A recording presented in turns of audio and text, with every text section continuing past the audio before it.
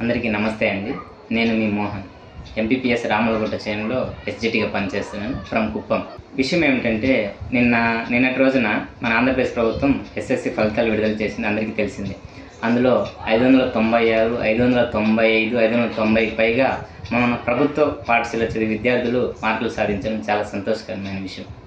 ఇంకొకటి ఏంటంటే, ఈ విధంగా రిజల్ట్ వచ్చిన మరుసటి రోజు మన న్యూస్ పేపర్ చూసుకున్నట్లయితే ప్రైవేట్ పాఠశాల యొక్క విద్యార్థుల ఫోటోలు కనిపించేది. కానీ ఫర్ ది ఫస్ట్ టైం మన ప్రభుత్వ పాఠశాలలో చదివి మంచి మార్కులు సాధించినటువంటి విద్యార్థుల ఫోటోలు పేపర్ హెడ్లైన్లో మనం చూడవచ్చు.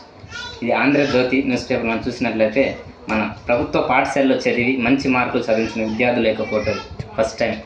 నాట్ ఓన్లీ ఆంధ్రజ్యోతి, ఈనాడు, ఆంధ్రప్రభ, ఈ విధంగా ప్రధాన పత్రికల్లో అన్నిట్లో దేంట్లో చూసినా కూడా మనకి ఈరోజు ది హిందూ, ఈ విధంగా ఏ పత్రికలో చూసినా మన యొక్క ప్రభుత్వ పాఠశాలలో చదివిన పిల్లలు యొక్క ఫోటోలే కనిపిస్తున్నాయి. ఇది మనకి చాలా సంతోషకరమైన విషయం. ఇది మన ప్రభుత్వ పాఠశాల యొక్క అభివృద్ధికి ఒక నిదర్శనం. ఒకప్పుడు పాఠశాలలు ఇప్పుడు పాఠశాలలు ఒకేలా లేవు. మన ప్రభుత్వ పాఠశాలలు ప్రైవేట్ పాఠశాలకు ఏ విషయంలోనూ తీసిపోవు.